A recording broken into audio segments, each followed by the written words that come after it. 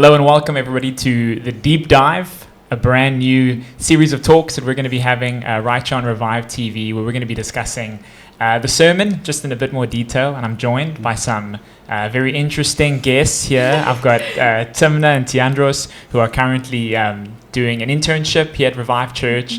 And we're going to take this time consistently to chat about the sermon, to take a deeper dive into maybe what some of the thoughts and some of the verses meant for us on a personal level. And our hope is really that maybe some thoughts can be unlocked for you, maybe some things that you didn't quite catch or things that you didn't quite remember can be brought forward here and can be helpful for you as we reflect and we take the sermon out of Sunday into Monday and Tuesday and the rest of our week. So thank you so much, guys. Thank you for joining and for being a part of today. Maybe where we'll start is were there any takeaways just really from the message in general before we start looking at maybe some of the more intricate, more specific stuff? Just from the message you thought, wow, this is what I feel really landed with me or impacted me. Tammy, maybe we'll start with you. Yeah, I just really felt like the difference between things hindering you and then the sin that entangles you. Like some things, they don't seem like sins, but they really just extra weight that you don't need. And it's I find it really difficult to pinpoint those exact things because they're small things, but that's what really has the biggest influence in your life. That's what really shows itself to the surface without you consciously being aware of it. That's why it's so important to just try and dig deep, do some soul searching, do some reach out to people, ask them to pray for you, spend time in the Word, ask God to reveal it to you, those small things that may be an extra weight that you don't need on your everyday journeys. Yeah, because I love the word journey there, because we're all on a journey. I mean, I think the title of the message was a better goal. Yeah. And Sven is probably referencing, the many goals that we can have in life that can be about our accomplishments or achievements or things that we can make. This is the thing that I'm going to pour my life into, and it's often, if you get to that thing, you've almost got to find another thing because it doesn't keep you happy or fulfilled for long enough. So the crux of the message really was there's a better goal, and that goal is the purpose of becoming more like Christ. That never leaves you with a sense of unfulfillment, but always leaves you with a next step. And even what you were saying there about hindering, so there would be things in this life that could hinder us from that better goal of becoming more like Jesus. I love that standout for you. Tiandros, for you, man, anything that was geez, that's good or stood out for you from the message? Yeah, I think that's the fact that every challenge that we face and every platform that we're given is actually an opportunity to look more like Jesus, as Sven said. I think that was really, really inspiring for me because there's so many things that I look at as challenges that are there to destroy me, not to build me up. But I realize the Lord is actually, He's the one who made the waves. He's in control of everything, and He uses it all for our good and for the good. And I think that's the fact that we can look at them as opportunities to grow and to flourish and to become like Jesus is, as it says, becoming like Jesus is flourishing. And I think that's really beautiful. It's a way of thinking that one needs to, it's a thing you have to change your thinking and really work on that. It's a long, intentional process to change your perspective of how you see challenges and even platforms. So, very good. Obviously, you guys are now taking on a brand new thing this year. Interning at the church. I'm sure it's had its challenges already, some new obstacles and platforms and things to do. Now you're on a podcast. Come on. Maybe a question for you guys, and even just tailing out of the message about a better goal and how that gives us purpose, becoming like Christ. Maybe what are one or two things that you can think of in your life that you know help you along this goal of becoming more like Jesus? Maybe it's what you spend your time doing, maybe it's who you spend your time with, but maybe just to give a bit of perspective, when we think about a better goal, a better purpose, becoming more like Jesus should be the thing that we really drive towards. What are one or two things that you felt has helped you on that? Or maybe just in your head now you're thinking, actually this is something that I know will help me, but I still need to get into it. I still need to find time and rhythm, and hopefully this year could be a year for that. I don't know if either of you are welcome to answer that one. Yeah, I just find the first thing for me is just going what is your purpose? And I feel like that's question is so overcomplicated. It is, yeah. People like think it's got something to do with like business goals or achievements or titles or popularity, but like it's just having that realization that it's so much more simple than that. Like the purpose is just becoming like Jesus, and everything else that he wants us to do, everything else that he has planned for us in the future will all fall into place. But like when we putting him first and when we seeking him first, and like everything else will balance itself out. The right people, the right things will fall into place. And also then just like being intentional about that, then like making the decision to prioritize the things that are going to make you more like Jesus. I find what really helps, and I mean this is a bit cliche, but just like prioritizing your time in the Word in the mornings. And recently actually I was in a place where I was doing that, but I was just like at a standstill. I was just like, I was reading, but I wasn't really, there wasn't any like movement. It felt like that song, even when I didn't see it, you're still working out. I had to keep telling myself that because it felt like nothing was happening. I knew he was there, but it felt like nothing was happening. And what changed that for me was starting the Flourish Journal. Wow. Like having something there that like is in place, that I know like today I'm reading this. Today I'm gonna like pour my time into this, in the space that I have, and I'm gonna trust God that he's gonna use whatever has been planned out already to reveal what he wants to reveal to me. So. That's so good. It almost took like all the thinking, and maybe sometimes when you're like, okay, I want to do a quiet time, okay, what do I read? Where do I start? It can just make the whole process a bit harder. But that Flourish Journal is great. It tells you what to read on what day. I love that.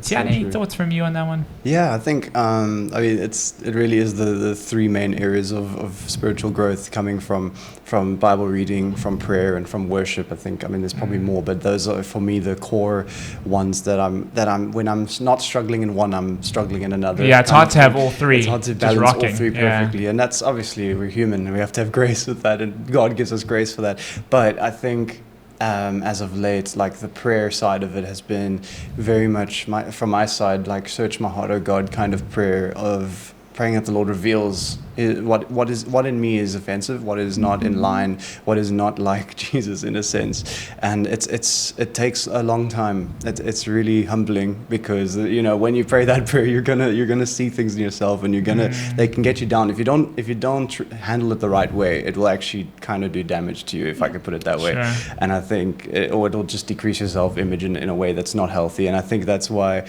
as of late, I think for me to try and be more intentional, being like Jesus, I have to look at the objective things in my life that are not lining up. It's even one good example can be negative thinking.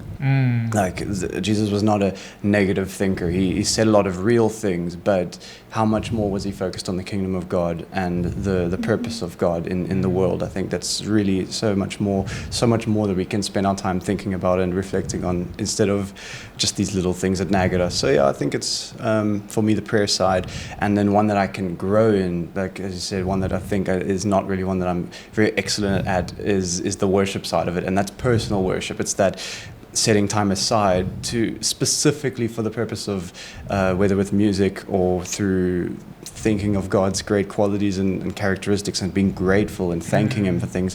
I've had seasons on and off with that one. I think some seasons much better than others, but as of late, I think that's one I need to really push into this year, even if it's not my natural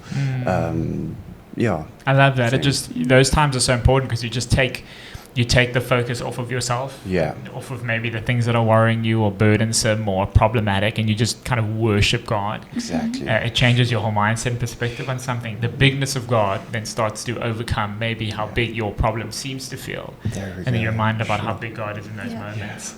I think one of the takeaways for me from the message definitely was the idea that in order to step into this better goal and the journey of becoming like Jesus, at some point there might be some things that you are engaged in or doing or working with that is actually slowing you down. In the book of Hebrews, we find, I believe it's chapter 12, verses 1 to 2. The reference is there that we run this race, and we need to run the race with perseverance. And the picture that Swen even used on Sunday was running a race without a backpack full of heavy things is only going to be easier. But sometimes in life we kind of weigh ourselves down with some things that aren't taking us forward in the journey, aren't taking us closer to this better goal. And I think for us to be aware of what those things are, and then to have the boldness and the courage to almost reduce the weight, is a big part of stepping into this goal, the better goal that God has for us. I think for me, just a personal example, like sometimes social media can be a bit of a snare for me, because it can be a place where you can compare. It can be a place where unhealthy thoughts and unhealthy patterns can start to arise in your brain and in your heart. So for me personally, I kind of had the conviction of like, you know what, I think I need to take a step back. I don't think that social media is evil, but for me in my space and where I'm at now, I thought, I actually don't think this is propelling me closer to the better goal. I think it's actually becoming a bit of a weight. So I've taken a few weeks off, and I feel lighter. I feel like, geez, I've made a decision here that's really helped me on my journey of becoming better. And I think there's been different moments in my life where there's been different things. I'd be curious to hear from you guys. Like, has there been a moment or a thing that you kind of had this realization, like, geez, I actually don't think this has taken me closer on this journey of becoming like God, this better goal, and then intentionally like maybe walked away? Maybe it was from a relationship or a person. Could have been something that you do, a way of thinking. I'd be curious to hear like from you guys if there was something like that for you. Sure, yeah. I think from my side, growing up, even as a teenager and young adult, is a big thing, because the world's so overwhelming at times when you're really like getting into spiraling and stuff like that. The easy thing is escapism, and I think escapism for me in general, I mean, yes, it can be very much social media and all that stuff, but whether it was series or it was games, for me I was more on the technical side of things, if you could put it that way. And I think those were very much things that if I could put time into them, but just put a bit less time into them and more into actually renewing my mind, being transformed by the renewing of my mind, because little did I know that those things were also making me more like the world. And they would always in some way have that fruit at the end of the day, or the end of the year, I should say. It's a long, slow process of even series that I thought was fine to watch. But little did I know that there were such fine spiritual undertones in those series, and they were slowly but surely, not that they were evil, not that they were turning me into a Satanist perhaps, but they were very much affecting my way of thinking, and with bit by bit. And so it's that slow, like boiling frog effect kind of thing. And then I think the main other area is, that's more, how would I say it, things that are, you know, that I do and watch and hobbies and stuff. But otherwise it's thinking lifestyle, it's negativity, self-doubt, those types of things. How much I spend time doing that when I could be, again, renewing my mind the way that the Lord wants me to think on things that are pure and honest and genuine and beautiful, all that. So, yeah, I would say that's my side of it at least. That's insightful. Thanks, man. Jeez. Yeah, I 100% agree with that. Like, I also have found myself in the trap of either, whether it's social media or like movies and series, it's just a way of like running away from your problems and instead of facing them, and not just that, but also like making sure the people around you are people that are building you up. Like even today, it's like I still find it difficult to like identify who are the people I can really trust, and some of that is like because of like hurt that has happened in the past that I struggle to trust people, or and some of it is like, it's just figuring out the balance between, okay, is this the lies from the enemy that I can't trust them, or is this the or can I really not trust this person? And it's just like when I feel overwhelmed with those things, it's easy to turn to things like social media and like other distractions, but it's just going back to what really matters, and like that pouring your time into those type of things, it's just covering up the problem. It's gonna come up later again. It's like putting a plaster over someone who's been like torn, like cut and needs stitches. It's like, it's not gonna work for very long. So it's just like tackling the problem, taking time to or like a couple of weeks or months or so to delete social media or to delete Netflix and all those things, and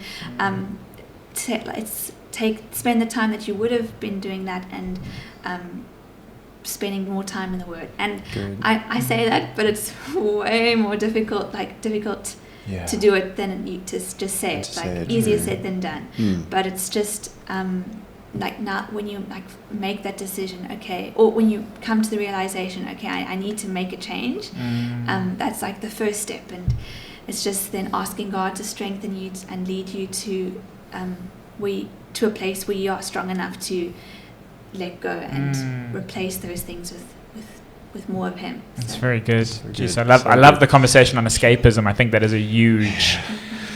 I think even when we're tired and when we just want to switch our brains off, but and you know what, I think there's a space for that, for a bit of Netflix and a bit of like movie and like just being able to chill and unwind after maybe what was a busy week. But geez, if that is your rhythm to just escape and to run away, that is really something that to reflect on and to talk about. I think that's brilliant. I think Tia. Just the thing on that, it's like it makes me think so much of how David would not run to random things. He said, "Where does my help come from? It comes from the Lord." You know. Sure. The Lord is my refuge, I shall not want. And I think that is such a heart that we should have. It's not that our knee-jerk reaction to distractions or is to run to distractions when we are stressed or overwhelmed, but that we first run to God, and then we can do those things in a healthy way, I think. And we'll actually do the right things, actually, if we are aligning if we're prioritizing it the right way. I think, for instance, if I spend time with God, I won't now jump to a series after that's like a bit dodgy in a way that's just enough to interest me, but it's still dodgy. You know, like you want to honor Him especially after you spend time with Him. And I think, just that kind of practical step. I think it's just running to God first. Very good. It's so healthy.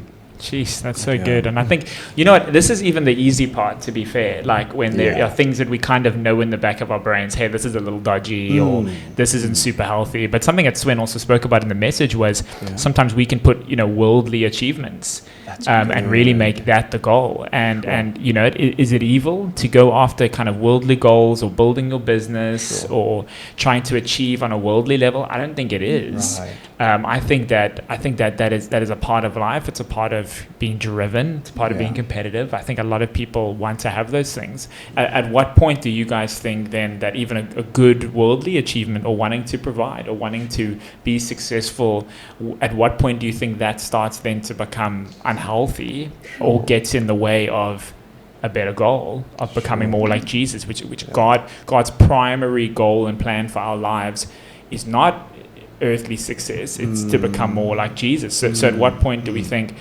this is not a bad thing, but it might actually have bad results for me? I really like Sven mentioned that if you were faced with a situation and God's like commanded you to go do something, would it be easy for you to just like let go of everything, do it?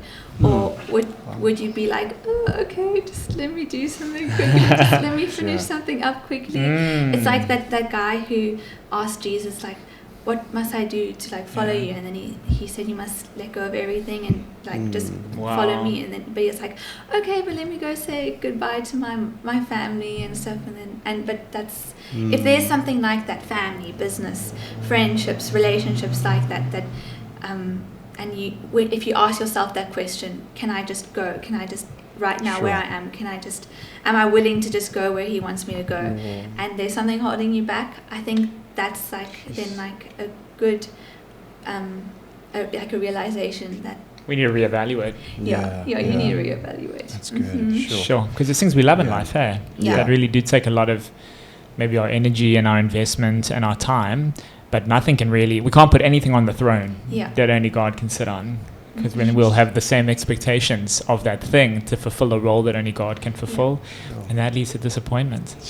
I think it's quite a vague answer that I have in that. I think it's more it's very much like a hardening of the heart kind of thing that happens when you come to love the things of the world or something that was given to you by God as a blessing and an opportunity to use your gifting. Your work, for instance, is a great thing. It's not in any way evil, and the Lord wants us to use it for His glory.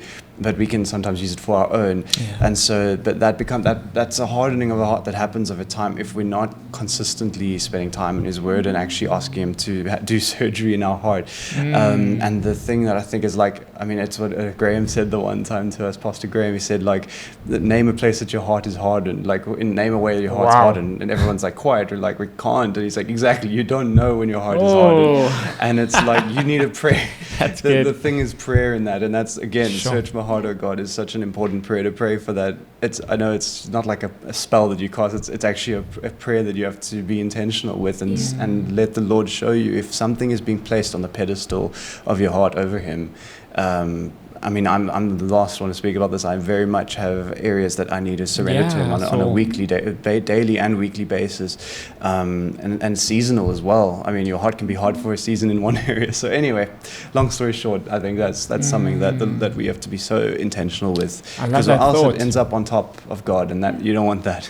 Sure, I love that thought. That you had some Graham wisdom there. Yeah. Jeez, you just don't know where the areas where your heart is maybe hard, or where maybe you've given something too much of yourself, too much of the emotion, too much of your investment, and it's a good thing to pray about. Definitely. Get before God and say, God, is there something that I'm giving too much to? Is there something that's has become my better goal, but it's not the better goal? Wow. Yeah. What a great question. I think maybe even just as we begin to wrap up, maybe a closing question there for us is, how can we support each other in this journey? I think a big part of what we believe in as a church, and especially at Revive, is we really believe in the power of community. We believe that when one is by themselves, they are far more vulnerable. But when someone is at least two or three or surrounded by people who love them and care about them and want God's best for them, the chances of success are far greater. Yes. How do you guys think we can help people on this specific goal of people that we want to help people understand what the better goal is, and then to continue to grow in it? What would your guys' thoughts be on that, even if it's just one?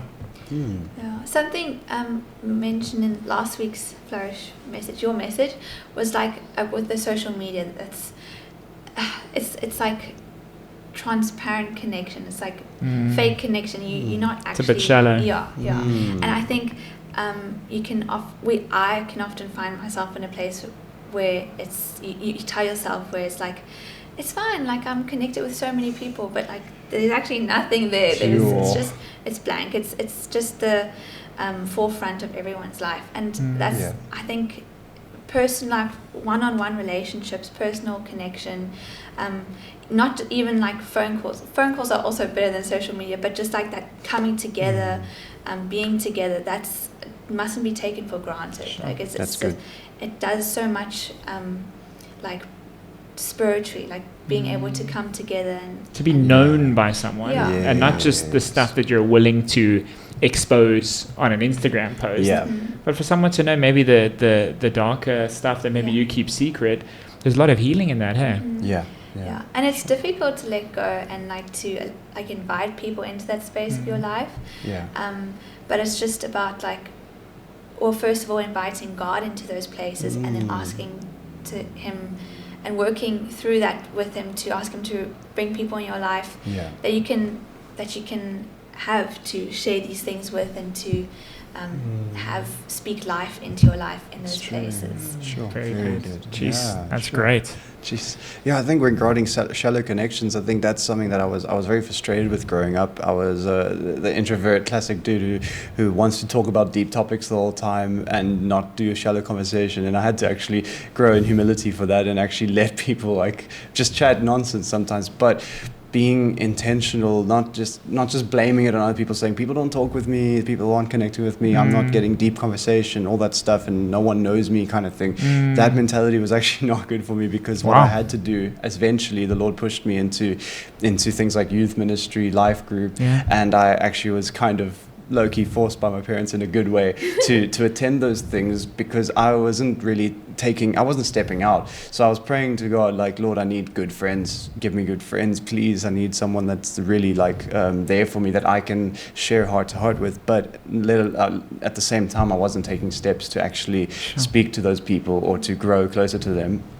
And before I knew it, I mean, being a young adult, stepping into a community group, I found myself just truly enjoying it for like the first time, because I had actually opened my heart to the idea that I can take that first step and speak to people, and actually there's so much in every person that you can receive from, that you can learn from. So yeah, I think it takes you can either be upset with people for not meeting your needs, or you can actually take that first step, and actually you will find those things are met, because the Lord wants us to flourish with each other. That's the whole thing of it. So that was my life lesson, I would say. So good, man. But Thank you, guys. Jeez, Timmy, you want to say something else? Yes, and just like going into like relationships and communities like that with like a humble heart, which is not just going in there to like take, but also being prepared to like give, so that it actually forms a community. So it's a long-term thing and not a short-term thing, because people don't want to be around someone who just thinks they know it all, or So like just like going in with the right, like you're going in there because you're looking for a family and support group and for people who can pray for you, but also who you can pray for. Yes. So good. It's two ways. Very well said. Guys, so much wisdom. So much wisdom being shared. Thank you. I think just after this talk, I so look forward to the rest of the year and having these discussions with you guys. I feel like now I'm thinking about the message more deeply. Sometimes on a Sunday, I don't know about our viewers or you guys, but sometimes we can, you can get busy on a Sunday and things are happening and you're running around. Conversations like this are so helpful to just, really what was spoken about, and then give it a chance for those seeds to get sown into our hearts and to reap that. So thank you, guys. This has been amazing. And for everybody who's joined us and who's watched the deep dive, we hope this conversation has been helpful and value adding to you guys. And this will be a weekly thing. We'll try to do this after every message. I think you already have an understanding of how much wisdom Timmy and Tian have, so we'll have some fun. And if there's any questions from a message or things that you're wondering or thinking about, please feel free to drop them in the comment sections right here on YouTube. We'd love to continue engaging with you as an online community, and to just create a space where we can add value to one another as we all grow in this journey, the better goal of becoming more like Jesus. We're all on a journey. We're all growing. And I think if we're doing it together, we're in a pretty safe spot. So from myself, Tiandros and Timna, thank you so much for joining us. We'll see you next time on The Deep Dive. Cheers.